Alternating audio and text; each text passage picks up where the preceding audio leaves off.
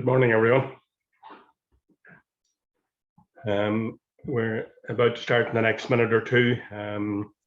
If it's possible, maybe on the chat facility, which you'll find at the toolbar at the bottom, if somebody could just send me a short message on the chat facility to confirm that you're able to hear me, please. No, thank you very much, Kathleen. Kathleen is hearing me all loud and clear from a couple of 100 yards down the road. So we have still some more people to join us, but just to let you know, the slides themselves, there's approximately about 33 slides in total.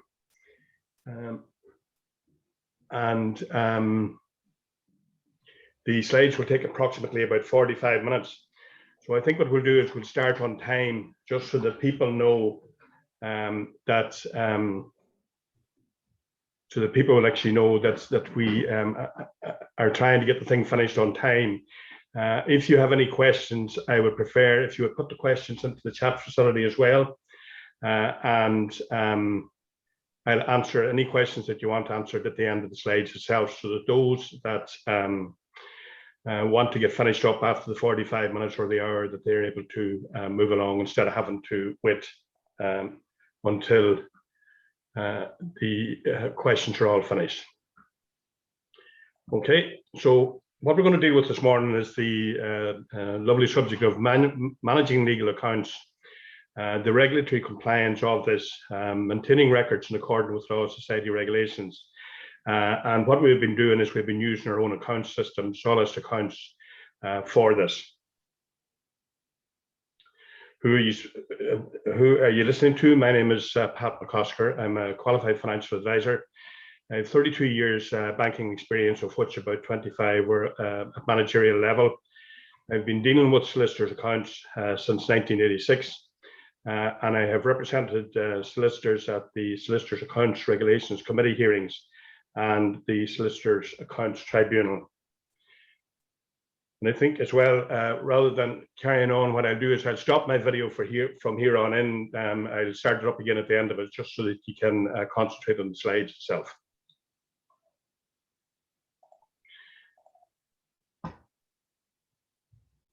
So when you look at the responsibilities, the responsibilities are twofold. First of all, you have the law society responsibilities, which I'll run through, and then you have the responsibilities of the actual solicitors or practices themselves.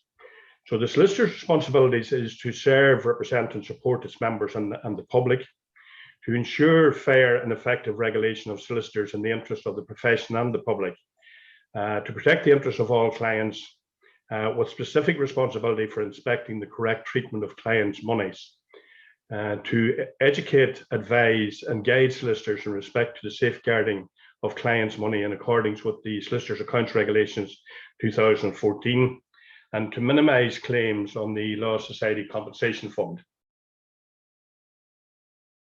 The Law Society do this by means of inspections, and inspections can be carried out by an authorised person with or without prior notice.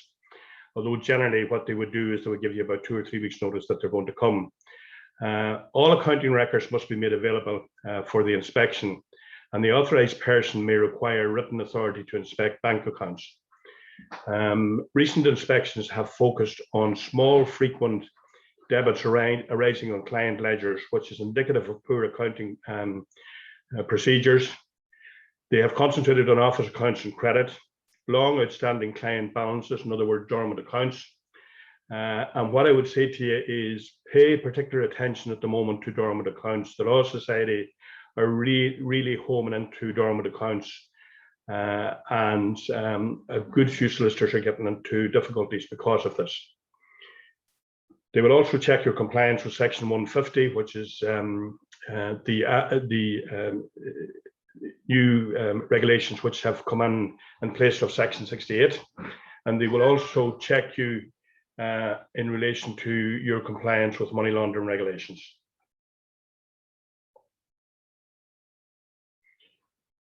Next, we come to the responsibilities of the solicitors themselves.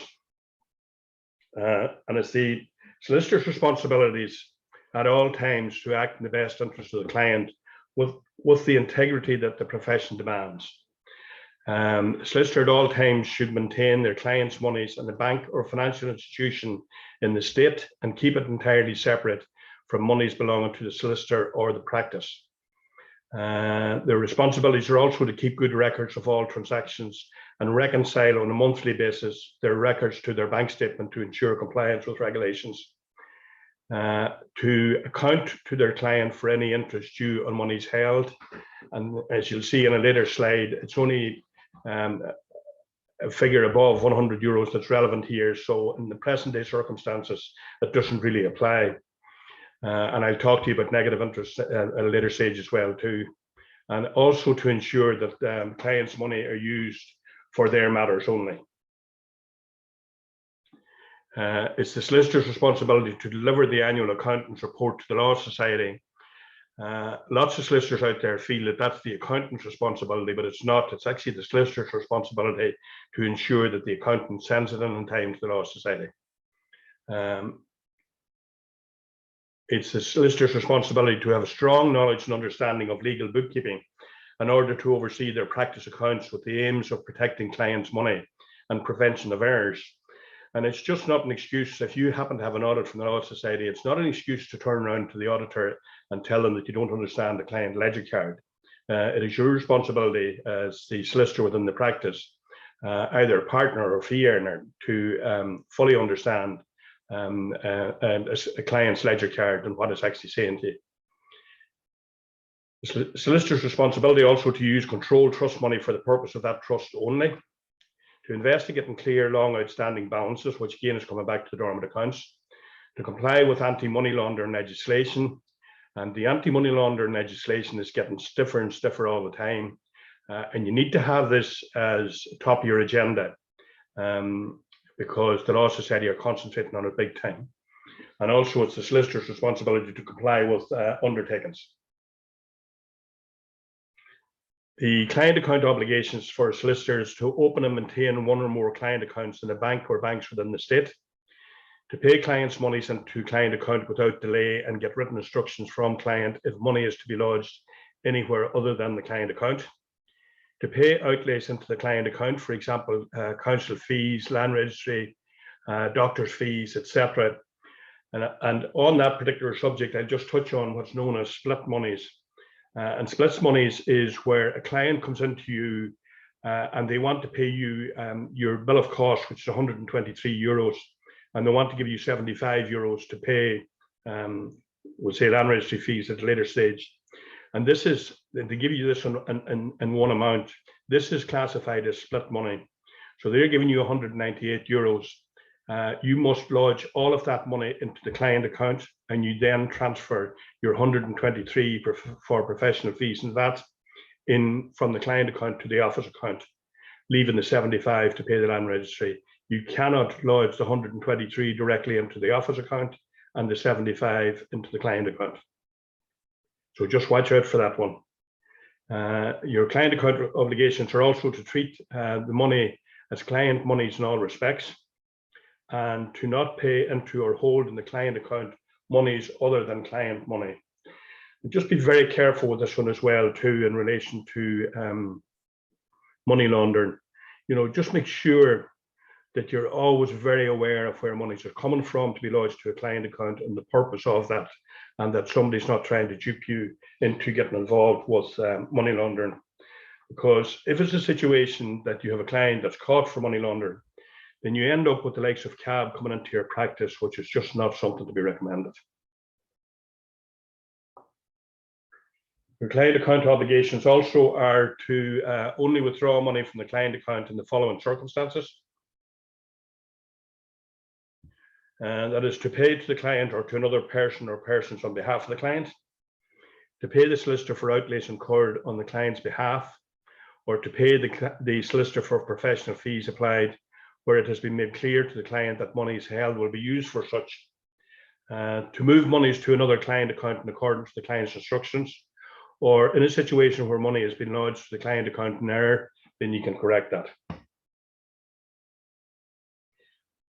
Next subject we'll touch on is record keeping obligations. And I'll just read the obligations to you, and then I'll add on a few comments in relation to them as well too. So at all times, you must maintain proper books of accounts together with supporting documentation to allow these books to be properly vouched.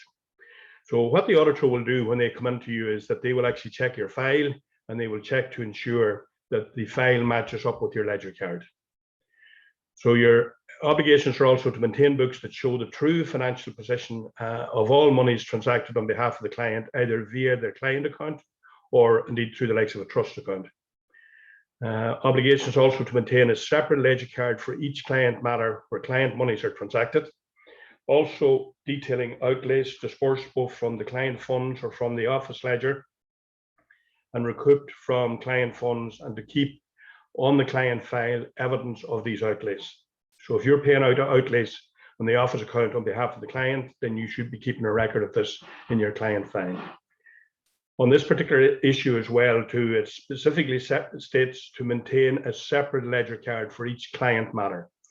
And the example I would always give is that if you have a particular matter where you're dealing with probate, and within that probate you have the sale of a house, maybe the sale of a farm, and you have some bank accounts, my recommendation is that that is 4 different matters, and this is what the Law Society like to see. So you would have a ledger card in relation to the sale of the house, showing the various different transactions on it and your professional fees coming out. Then you'd have a ledger card for the sale of the farm, again showing all those individual transactions. Then a ledger card showing all the bank accounts being collected together.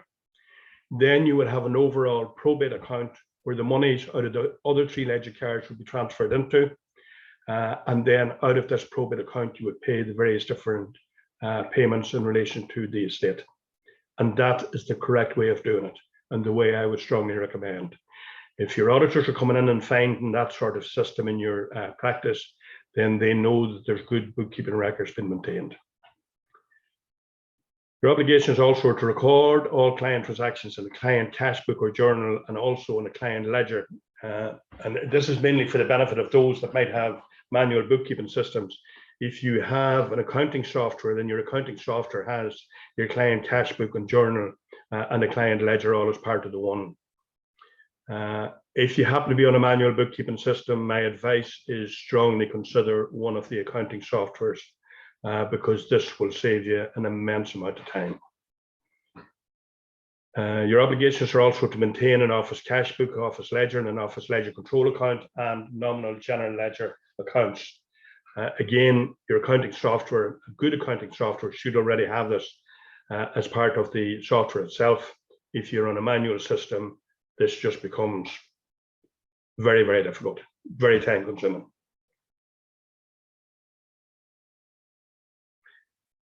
Your balancing obligations are: you should prepare within 2 months of your balancing date a set of balance statements to include the comparison of the total of all credit balances as per your client ledger accounts, the balance on all client ledger control accounts, and the balance on all client bank accounts at the balancing date, adjusted for any outstanding items or checks.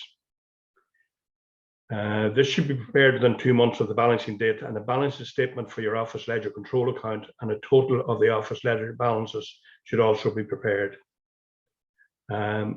These balancing statements should be forwarded to your reporting accountant, and you should ensure that your accountant's report to the Law Society is submitted not later than 6 months after the balancing date.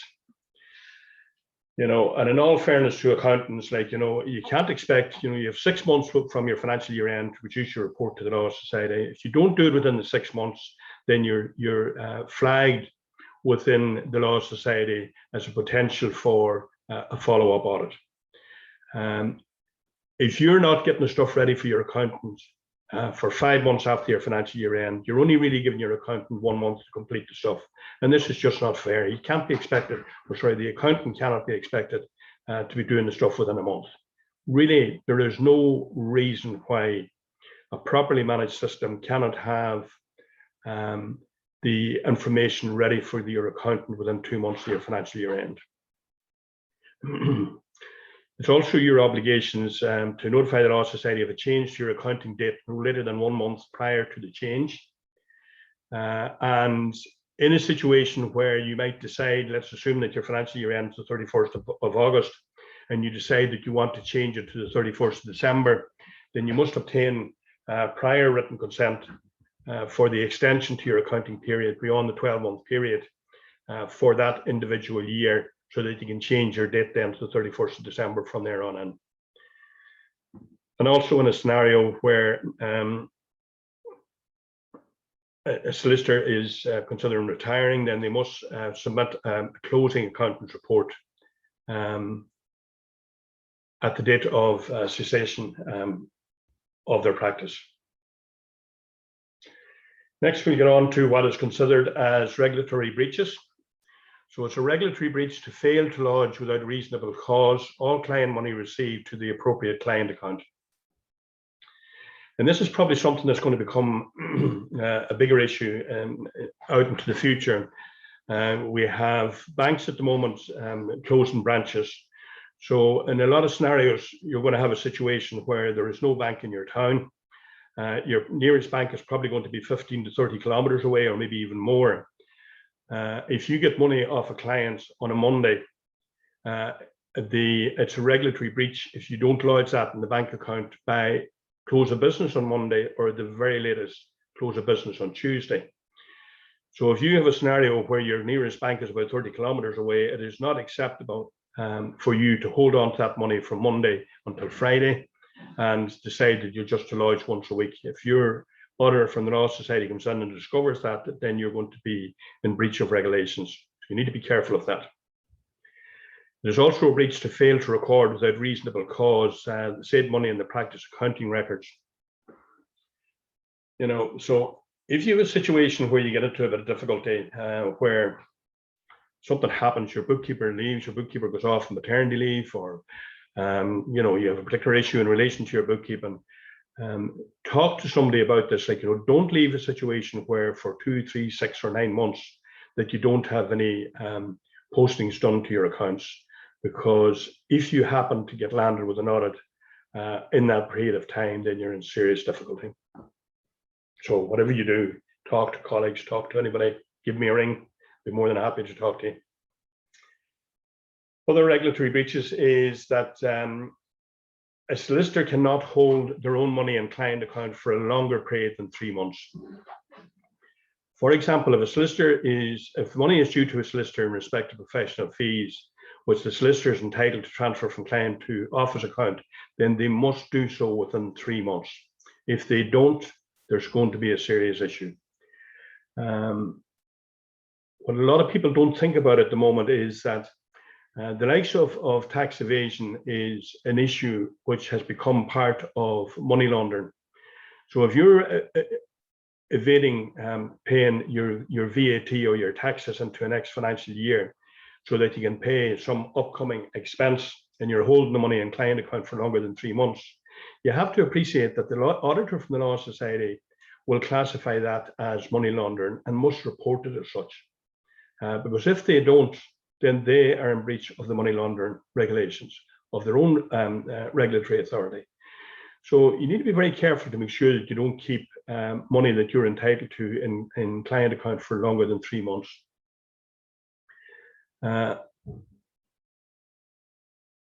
So money held on client matter which the solicitor is beneficially entitled to share with one or more clients, to the extent that the amount of the share of the solicitor cannot be kept either for a longer period than 3 months. Another example would be, which I've come across on a number of occasions, would be where a solicitor would possibly remortgage a property and put the money into client accounts, and then this money would be used over a period of time, we'll say 6 or 9 months, in relation to maybe renovations to the property or some other particular reason. If you happen to have an audit in that particular scenario, then the auditor from the Law Society will deem that these are your monies and that they should not be held in client account. And if you have them there for longer than 3 months, then you're in breach of regulations, and you will be before the SAR committee. And I have seen auditors coming into solicitors' practices where they have insisted that that money be taken out within a matter of a half an hour, and that particular matter, ledger card, closed down. I've seen solicitors who have tried to argue the point that they're acting on their own behalf and that they're quite entitled keep the money in that particular matter? And the answer to that is no, that is not allowed either. So just be careful on that one. It's also a regulatory breach to withdraw more money from a client account than is held on the client's concerned, or drawing against uncleared funds, thus causing a debit balance to arise in the client ledger account, unless the debit is completely offset by a credit on another ledger matter held in respect to the same client, in which instance a matter-to-matter transfer should be posted immediately. Just be careful here in relation to the cleared funds. Make sure that you are constantly within cleared funds. So if you have a client that's coming in and giving you a check at 11 o'clock in the morning and insisting that you make a payment to another firm of solicitors before 2 or 3 o'clock that day, my advice to you is hand the check back to the client and ask them to go somewhere else. This is just not worth the risk. The day that you're caught is you will never see it back again.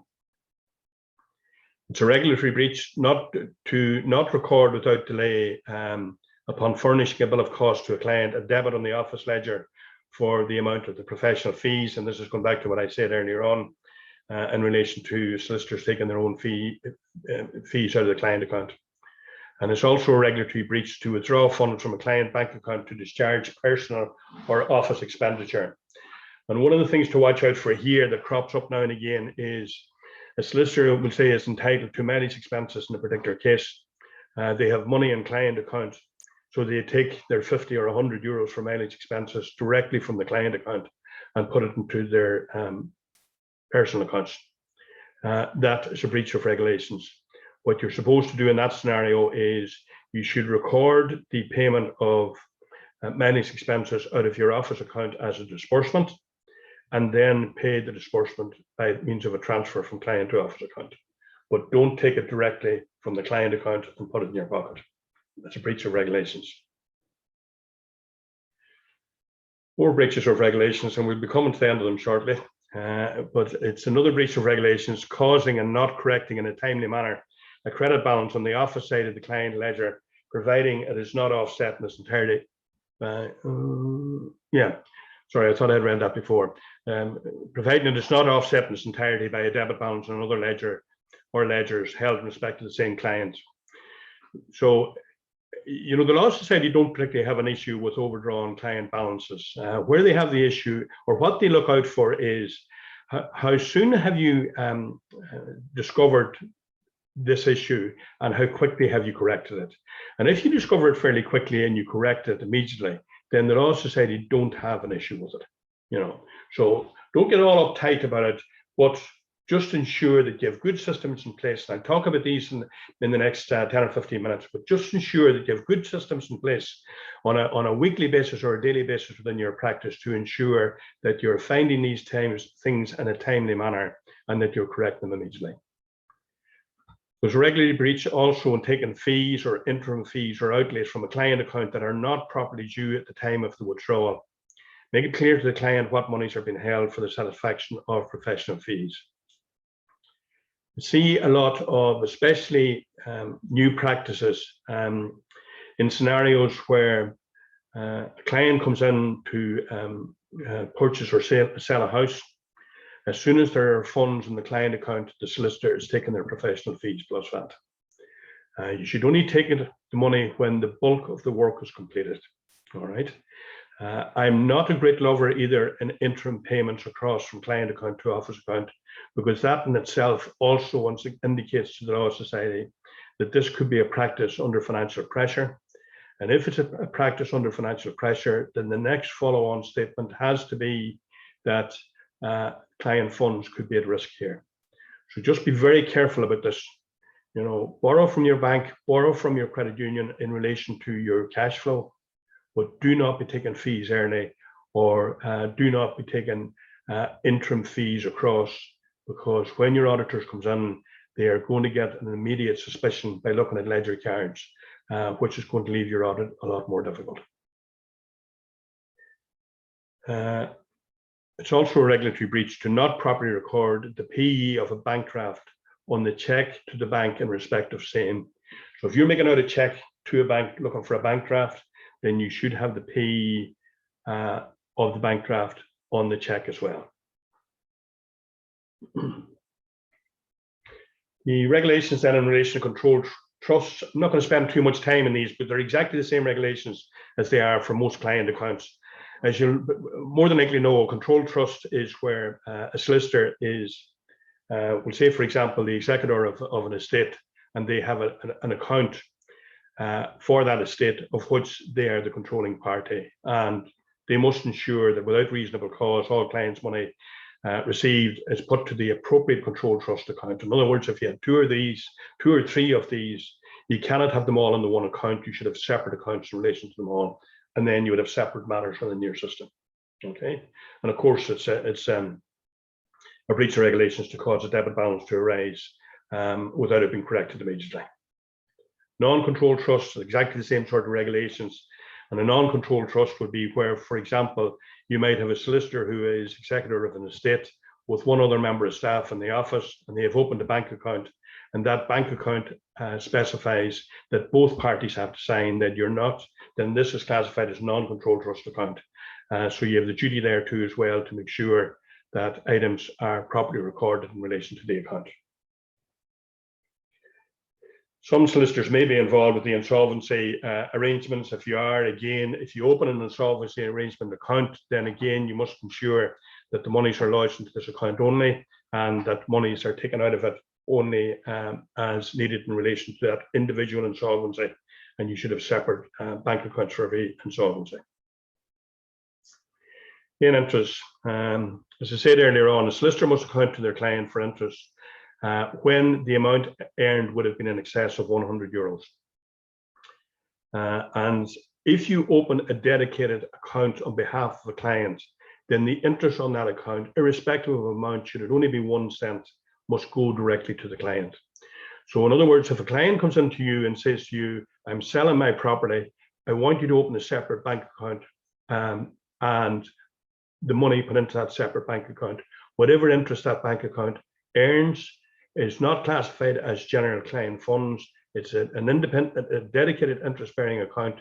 So therefore, the client must get the interest on that account, irrespective of the amount. The big thing that's coming down the track at the present moment, which I've discussed with some of the people in the presentation today, the big thing that's coming down the track is where the banks are going to be charging interest on balances in excess of €2.5 to €3 million. The Law Society have already written to all software providers. I've received a letter in relation to it myself about how this should be handled. It would appear, although it's not 100% certain yet, that what's going to be happening is the banks are going to be charging this interest out on a monthly basis. Some clients have already been notified, some haven't. But if what the Law Society are recommending is that if it's been charged on a monthly basis, that it should be applied to the individual clients as a disbursement on the office account on a monthly basis. This is going to cause a lot of extra work. And the Law Society are basically saying to people like the likes of myself who are providing the software that we would need to have systems within our software to be able to give this information to the clients. And within our software, we can actually do this. But where it starts getting very messy is when you come down into balances. You could have $3 million sitting on client account, of which you could have 1 or 2 accounts that have an excess of $1 million each, and you could have 400 accounts that have balances of the other $1 million. So those balances are quite small, and the amount of interest being charged on a monthly basis would be, really cents or even less. So it's going to be quite difficult to manage it, but at the same time, it's going to have to be done whenever the banks start charging the fees. So you have to pay interest as well too, where a general client account, sorry, you don't have to pay interest. The point here is where a general client account has earned interest, then this interest must be taken out of the client funds within a period of 3 months, because of the fact that it's a general client account, then it's classified as solicitors' monies, and it must be taken out of the client account within 3 months. Next, we come to accounting records and what it is that you're supposed to maintain for the auditor coming in. So in order to meet all your obligations to the Law Society, you will need to keep the following. Cash books to record debits and credits on the client account and office accounts, with separate columns or books detailing controlled trusts, non-controlled trusts, and insolvency arrangement monies. You need an office ledger, a client ledger, and where applicable, controlled trust, non-controlled trust, and insolvency arrangement ledgers. Records of lodgements to office account, client account, controlled trust accounts, etc., and insolvency arrangement accounts must be maintained. A journal of interledger transfers and transfers to and from office ledgers with an explanatory narrative thereon, and a register of all bank accounts held detailing the bank, the branch, the account name, account number, opening date, authorized signatories, and where appropriate, closing date.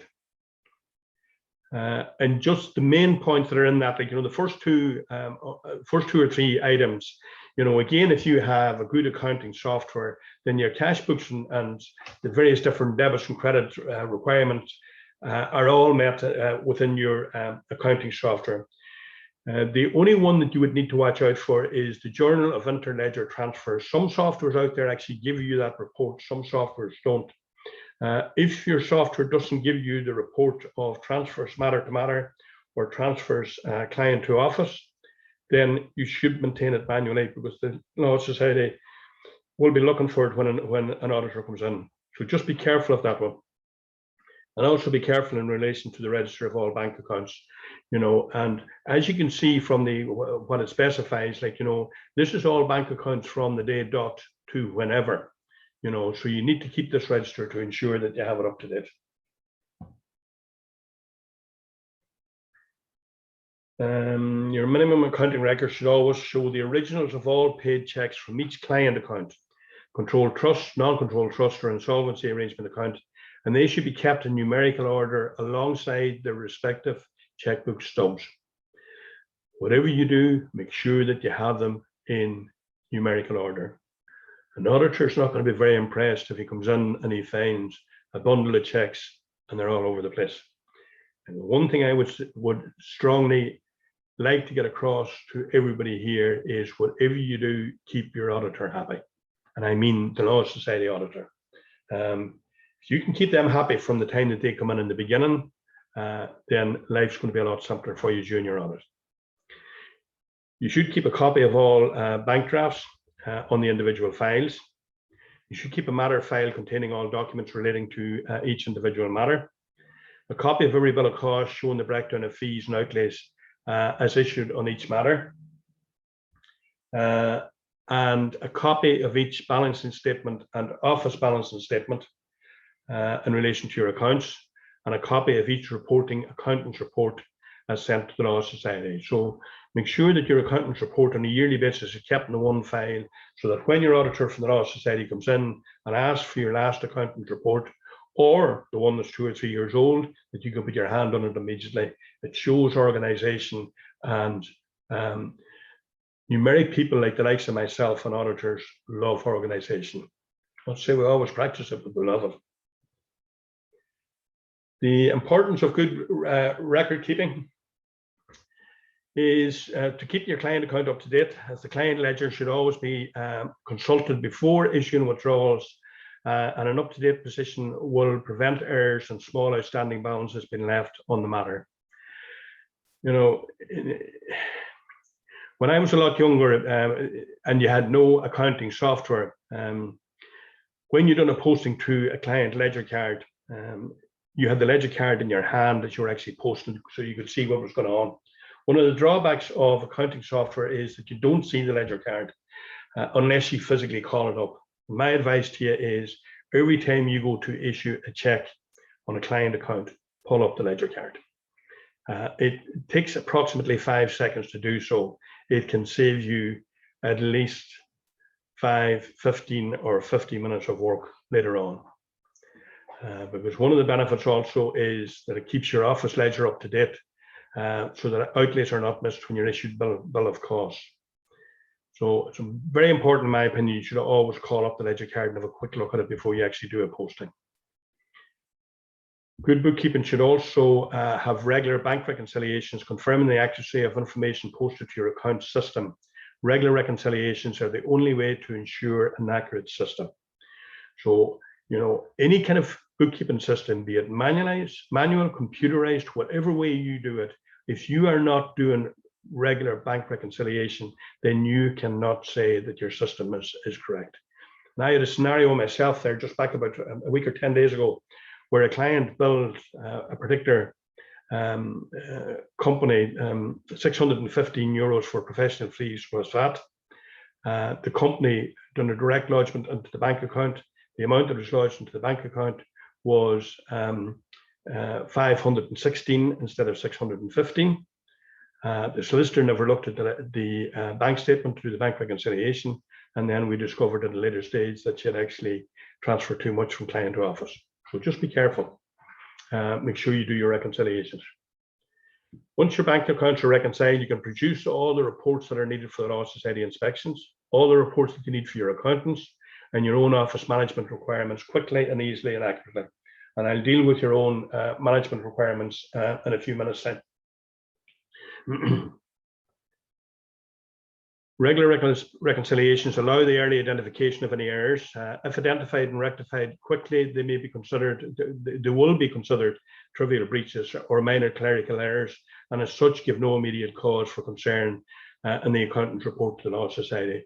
One small caveat on that would be, of course, that if you're making heaps of these mistakes, then certainly it's going to be an issue. But the majority of people generally don't, but we all make mistakes, and if you're doing regular reconciliations, then you're going to find those mistakes. For good record keeping, you should also keep an up-to-date and accurate account system.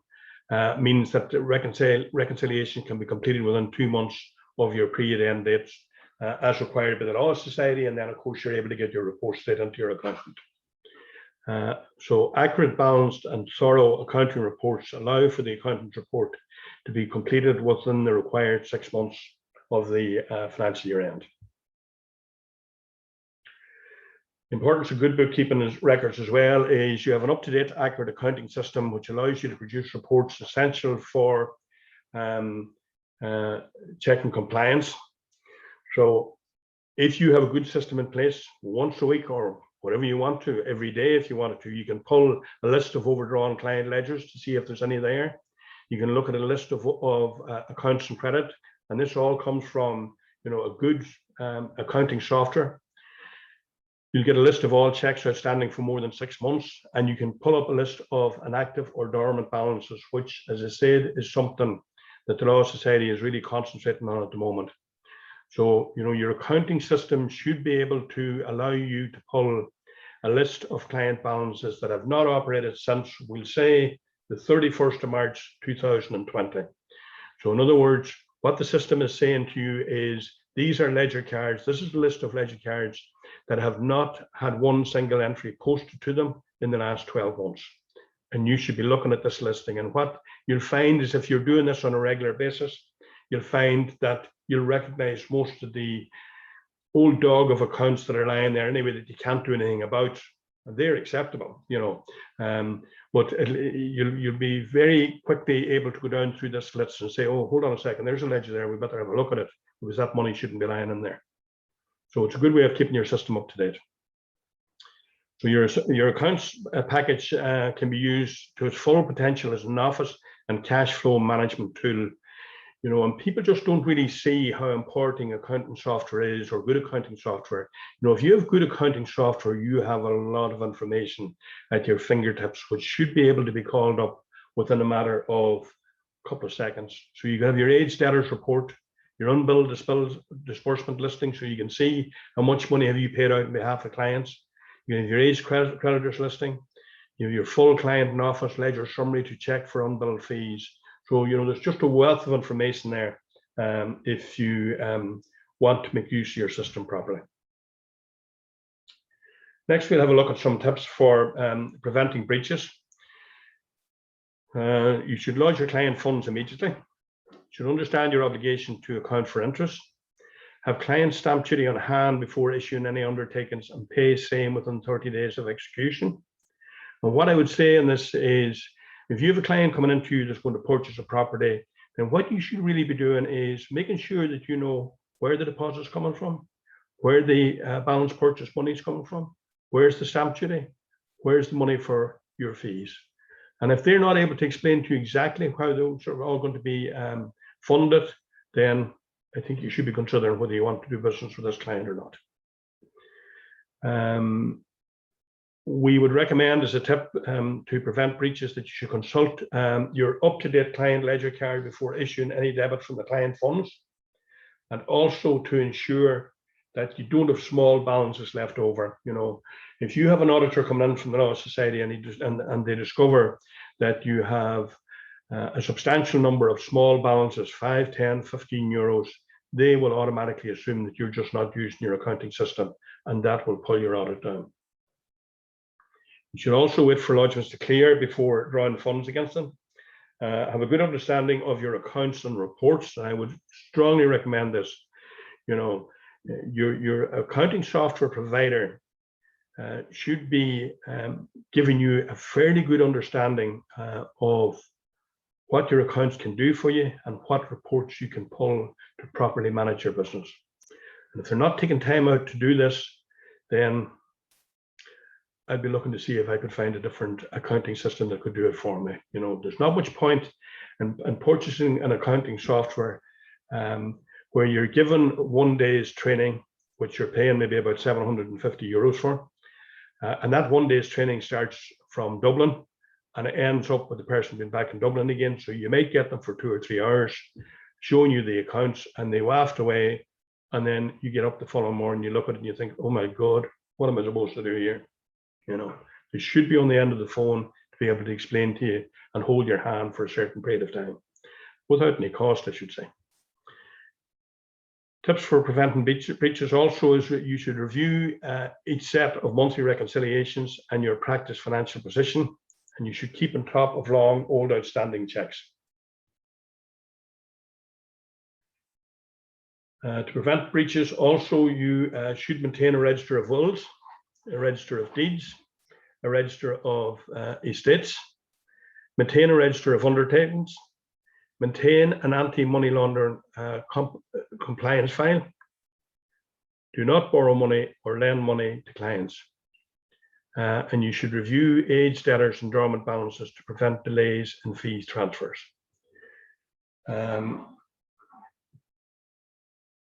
You should also issue bills to client before fees are taken to the office account and ensure that the money is not held in client account for longer than 3 months.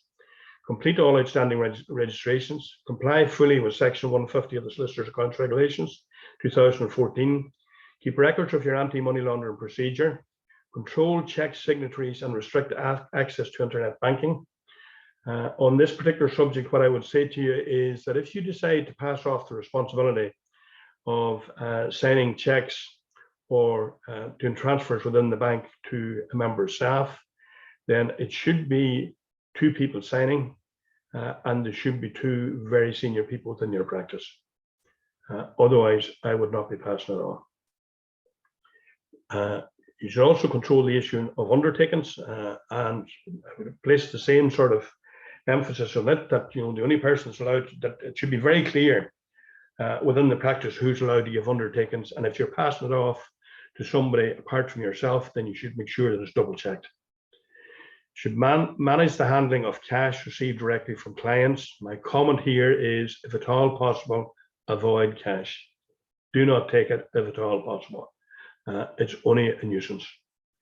And you should control the recording and issuing of checks made payable to banks.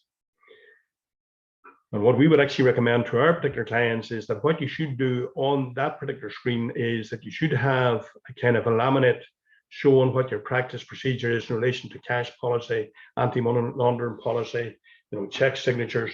You should have all that on a laminate. You should have it in your office yourself. Every member of staff should have that laminate, so that when your auditor from the Law Society comes in and he has this box that he needs to tick about what your procedure is, you just hand him the laminate and he can see how organized you are. Best practice would suggest that you should take about a half an hour per week with your bookkeeper to review a set list of reports to ensure compliance with the Solicitors Accounts Regulations. A quick half an hour run through of checks and balances will ensure that any errors are found and corrected quickly, minimizing the chance of errors going undetected over a 6-month end or a year end resulting in a report to the Law Society from your accountant. If your accountant is regularly flagging multiple errors, this can trigger a Law Society inspection as it is indicative of poor accounting procedures within the practice. And I'm going to run through now the following reports should be checked if you have received notification of a Law Society inspection.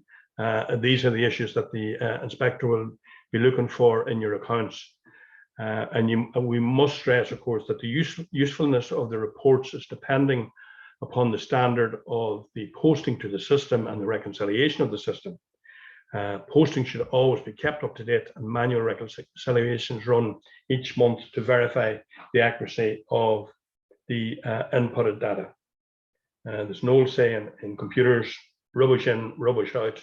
So just make sure that you don't put any rubbish in. One report that you should be looking at, I would suggest on a weekly basis, is your client balances and overdrawn client ledgers. Your bookkeeper should check this report on screen after each batch of postings on a daily basis to ensure that there are no debit balances in the client ledger. During your regular compliance review, you should print a copy of this report up to date and immediately investigate and correct any debit balances found.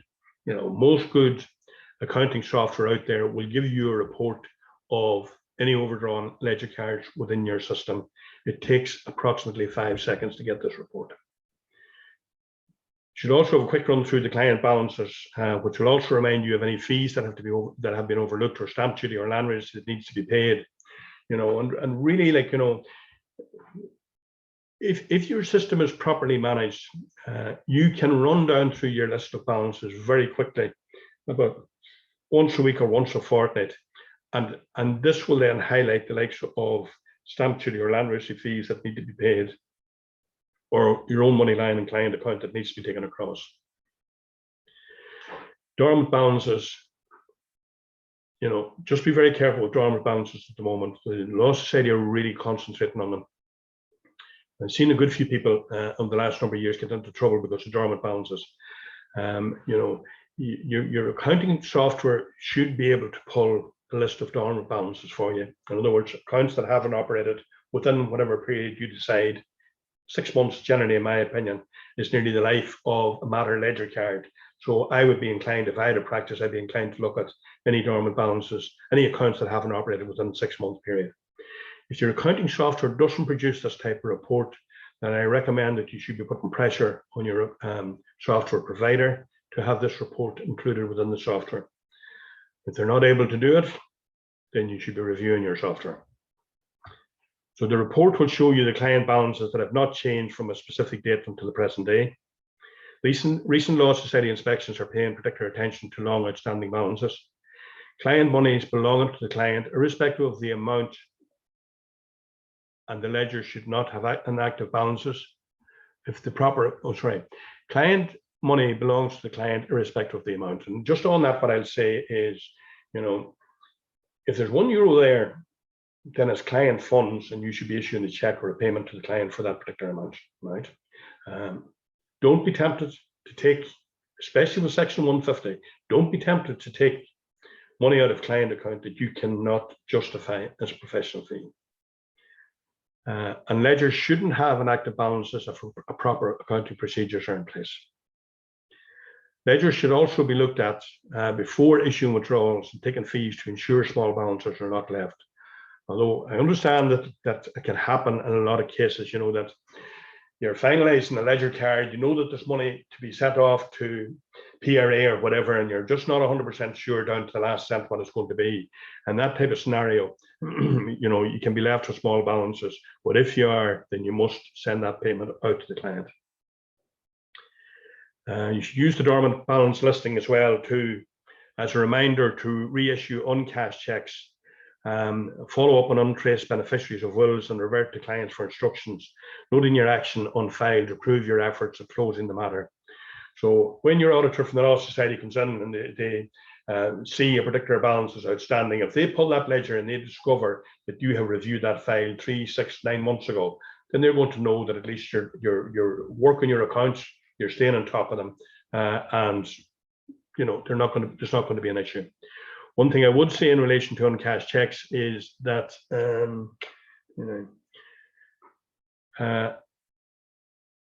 if you're going to issue another check, just make sure that you have the old check physically in your hand so you can cancel it, or that you have notified your bank that you want to have it cancelled. Okay. And where the client or a third party is simply not cashing a check, we would advise issuing a bank draft, or indeed a postal order. You know, seeing it, you'll get it in every practice. You know, there'll be 4 or 5 clients that you've issued checks to, and they have them sitting behind the clock on the mantelpiece, and you know, you write them 3 or 4 times, and the other letters are put behind the clock on the mantelpiece as well. So the checks are never cashed. In that type of scenario, what we would recommend is, rather than have the check continually sitting there as an old outstanding check, we would cancel the check in the bank.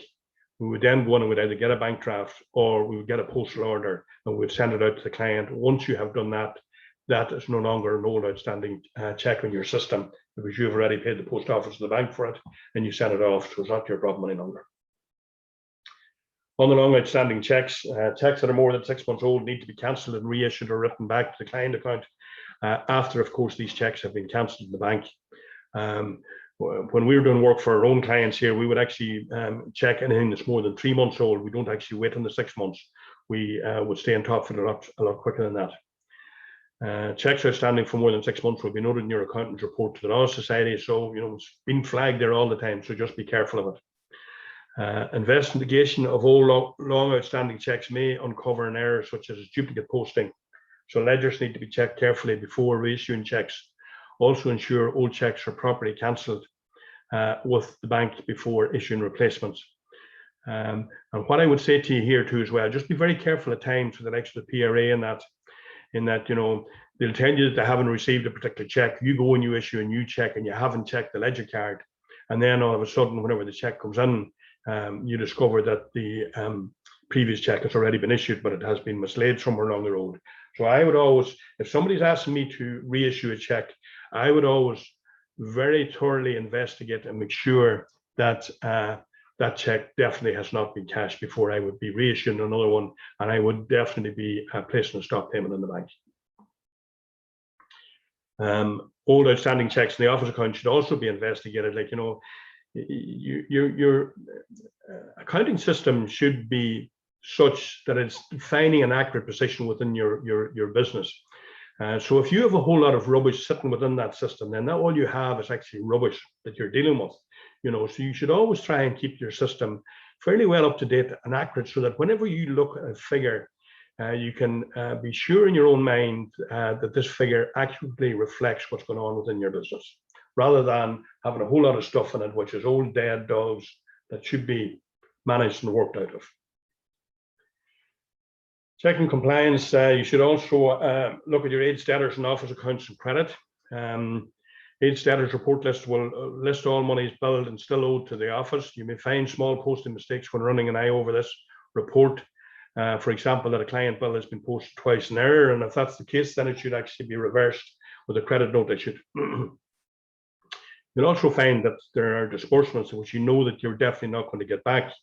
And it would be my recommendation that if that is the case, what I would be doing is I'd be printing off the old ledger card. I would be pinning it to the left-hand side of the paper file. So if the client come back to you in 15 years' time, you can see that they still owed you this money. But then I would actually write off the disbursement within my system. So you're reducing your income for personal taxation. And in some cases, you might also be reducing your VAT liability, because you may already would have charged maybe a full professional fee plus VAT, but you hadn't picked up the disbursement, so you can actually reclaim the VAT back in it. So it's good business management. And just so on that particular subject, when we are here at the moment, you know, we have this particular webinar at the moment on compliance. We also have another webinar which we're be doing in the next couple of weeks as well, which is to do with practice management and good proper business management of your practice. Which we'll send you notifications of in case you might be interested in it. And we also have compiled a further one in relation to good basic bookkeeping systems within practices, which might be very relevant maybe to the people that are doing your postings. And you know, these are all free, so you're more than welcome to avail of them, and we'll be delighted to see as many people as possible use them. So I'm also saying you might, in the review of your aged debtors and office accounts and credit, you might also identify small balances that should have been discounted by way of a fee reduction. And this credit note needs to be processed and a copy added to the client's file. You know, and as I say, what you're doing here is you're reducing your fee income for tax purposes, and you're also getting rid of old items that you're just never going to collect or possibly will never collect. But if you keep the ledger card on the file, then you have it there in case the client comes back to you. The aged debtor report will also highlight where an office account has gone into credit, perhaps signifying a missing bill of cost, a bill or receipt posted to the wrong ledger, cost taken twice in error. These ledger cards should be checked and immediate action taken to correct them. Nearly at the end of it. Checking compliance, also transfer of fees and outlays. The timely transfer of your fees and outlays is necessary to avoid a breach of regulations. Solicitors Accounts Regulations of 2001 states that a solicitor should not hold money on which the solicitor is beneficially entitled in a client account for longer than 3 months. And you should review your client balances summary report on a weekly basis to ensure no fees or outlays due to the office are left languishing in the client account with the potential to cause a regulatory breach. And you don't particularly need to do this yourself. If you've got a good bookkeeper, which a lot of practices have, it's a good practice to get the bookkeeper to start reviewing this stuff, and that they would come to you once a week in this half-an-hour meeting, and they would present this list to you and say, by the way, there's 5 ledger cards. I've looked at them. These are my recommendations as to what should happen to them. Can you review them and see what we should do with them? So the final decision is yours, but the majority of the work has been done by, fairly good bookkeeper, and it's good training for them. I can't say enough how important it is, in my opinion, that solicitors and other staff members within the practice will fully understand a client ledger card, both the office side and the client side. Whatever you do, make sure you fully understand it. And the ledger cards are all different depending on the type of software. Our software uses the old Kalamazoo system. Other softwares are different, but you should understand both sides of the client ledger card, the office and the client side. And it'd be very important that you have a couple of people within your practice to do this, or if you're there on your own, that you understand it yourself. So if you carry out this review on a regular basis, you will also ensure you maximize cash flow within your practice.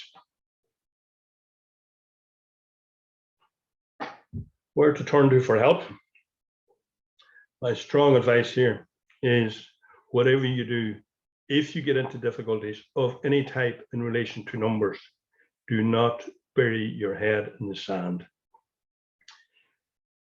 The people that I have represented at the SARS committee meetings or at tribunals have all unfortunately buried their head in the sand.